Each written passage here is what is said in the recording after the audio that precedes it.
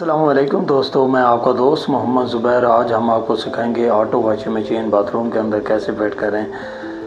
سب سے پہلے یہ جو ہماری فٹنگ پڑی ہے، جو ہم نے استعمال کرنی ہے، ٹفلون ٹیپ، دھاگا ہے اور ٹی ہے، ساتھ ہینڈل وال ہے، ساتھ ایکس نپل ہے۔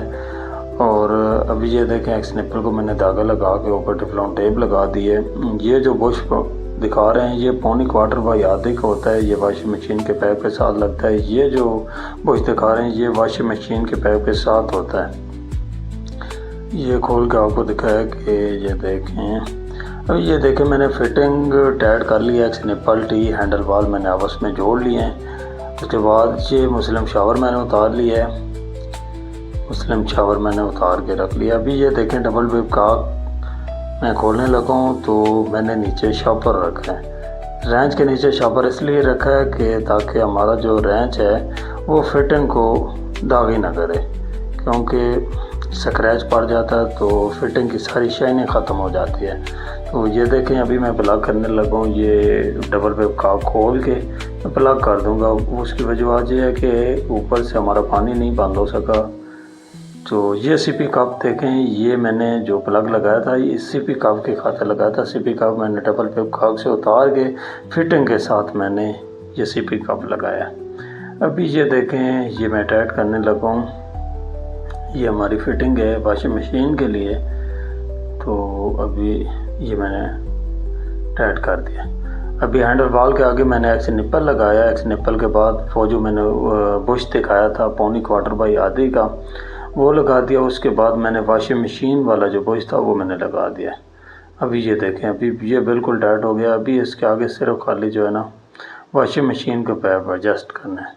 ابھی یہ دیکھیں میں نے وہ پلگ جو سبز آپ کو نظر آ رہا تھا وہ پلگ تھا، وہ میں نے اتار کے وہاں پہ ڈبل ویب کاک لگا دیا۔ ابھی دیکھیں یہ میں نے ڈبل ویب کاک کے نیچے گتا رکھا ہے، یہ آپ کو دکھانے کے لیے آپ نیچے گتا رکھ سکتے ہیں، کوئی کپڑا رکھ سکتے ہیں۔ صرف آپ کو پتہ ہونا چاہیے کہ فٹنگ کو سکریچ سے بچانے کے لیے۔ تو یہ میں نے مسلم شاور ڈبل ویب کاک کے ساتھ دوبارہ لگا دیے۔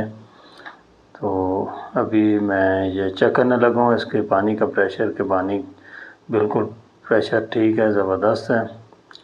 اور دوسری بات آپ نے یہ ذہن میں رکھنی ہے کہ واشنگ مشین کو پانی چاہیے پریشر، زیادہ پریشر بھی نہیں، مقصد ہے کہ پانی بالکل یہ نہ ہو کہ بالکل ہلکا ہو تو واشنگ مشین یہ نہیں چلتی۔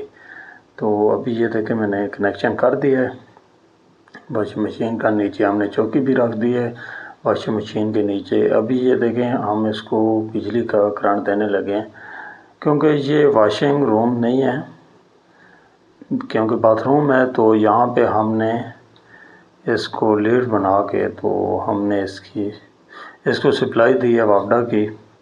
تو ابھی یہ دیکھیں پانی کھولنے سے پہلے میں نے اس کی یہ صفائی ابھی میں نے کر لی ہے۔ یہ واشنگ مشین کی جو ہے ان لیٹ پائپ کی یہ دیکھیں جالی لگی ہوتی ہے تاکہ واشنگ مشین کے اندر کسی قسم کا کچرا نہ جائے۔ تو یہ آپ دوستوں نے ضرور جب بھی کام کرتے ہیں تو آپ نے اس کی صفائی کر لینی ہے۔ اور میری بہنوں کے لیے یہی میسج ہے کہ آپ مہینے 15 دن کے اندر ضرور صاف کر لیا کریں، ہاتھ سے کھل جاتی ہے آسانی سے دوبارہ آپ نے۔ ابھی یہ دیکھیں میں نے واشنگ مشین کو اسٹارٹ کر دیا ہے۔ سب سے پہلے اس کی سیٹنگ ہوتی ہے، آپ نے پانی کتنا لینا ہے، اس کے بعد ٹائمنگ کے اوپر، اس کے بعد آپ نے کیا واشنگ کرنی ہے یا ڈرائی کرنا ہے۔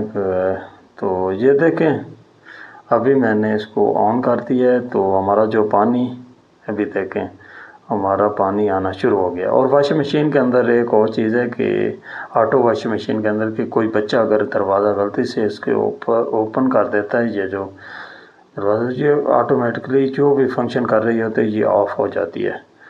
جب تک اس کا دروازہ نیچے نہیں کریں گے پھر آپ کو آن کرنا پڑے گا۔ ابھی میں نے یہ دروازہ نیچے کیا اور پھر وہ اس کی آن کر دیا تو دوبارہ پھر پانی آنا شروع ہو گیا۔ اور یہ دیکھیں ابھی بالکل پریشر کے ساتھ پانی آ رہا ہے۔ تو یہ ہمارا کام مکمل ہو گیا ہے۔